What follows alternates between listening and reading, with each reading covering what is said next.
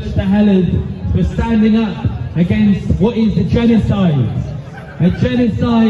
of those in el-Fasher, those in Darfur. And we know in the early 2000s, Darfur were also through a genocide. Hundreds and hundreds of thousands were murdered. And they were murdered by the same forces that are murdering them now. But at that time, when they were murdered in the early 2000s, they were murdered by the Janjaweeds, employed by SAF, employed by the Sudanese armed forces that now say they represent the Sudanese people. And now both the RSF, formerly the Janjaweeds, and the Sudanese armed forces lay waste to Sudan in a fight for resources, in a fight for influence.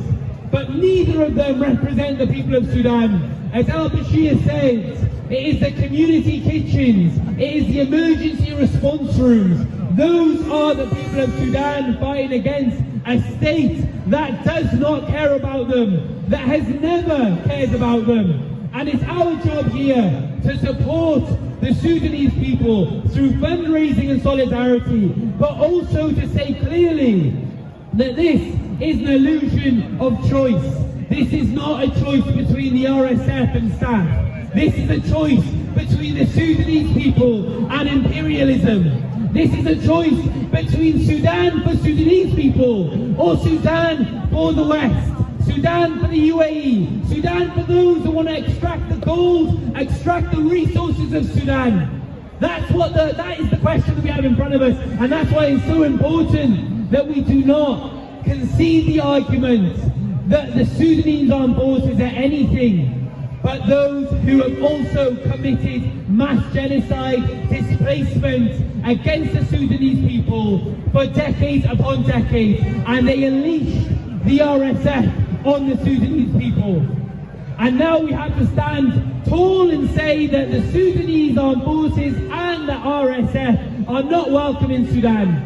And as the RSF lay waste to el-Fasher, we have to call out the UAE. And it's worth talking about the UAE in a much more basic term, Dubai. Because that is what people think about and remember. They talk about Dubai. They think about the Burj Al Khalifa. They think about all the glitz and glamour of Dubai, but it was built on the blood of Sudanese people. It was built on the back of the Sudanese people. So we say loud and we say proud. No Hameti, no Burhan, peace and justice for Sudan. No Hameti, no Burhan, peace and justice for Sudan.